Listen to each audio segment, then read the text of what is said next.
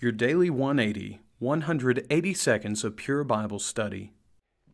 In John chapter 1, verse number 1, we read these words. In the beginning was the Word, and the Word was with God, and the Word was God.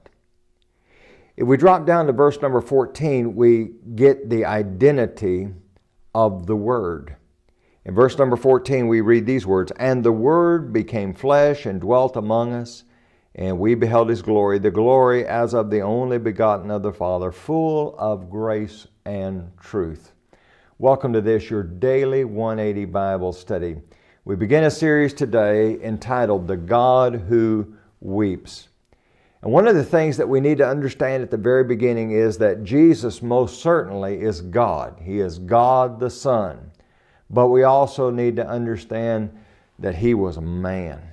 In verse number 14 of John chapter 1, we see that the Word became flesh. He entered this world as a man.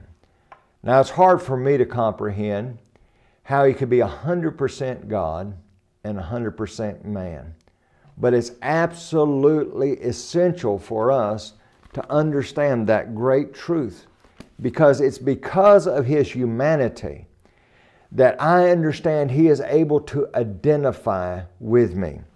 In Hebrews chapter 5 and verse number 7, we listen to these words, in the days of His flesh, that's when He was fully man, in the days of His flesh, when He had offered up prayers and supplications with vehement cries and tears to Him who was able to save him from death, and was heard because of His godly fear. Now I want you to get that.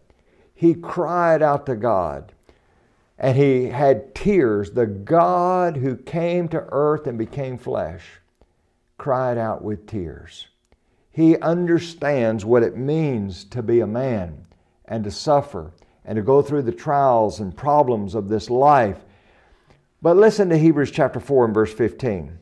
It says, For we do not have a high priest who cannot sympathize with our weakness, but was tempted in all points as we are, yet without sin. He knows what it's like. And then verse number 16, Let us therefore come boldly to the throne of grace, that we may obtain mercy and find grace to help in time of need. Because He was a man, we know that He can identify with us, and we can come boldly before the throne of grace. Join us again tomorrow.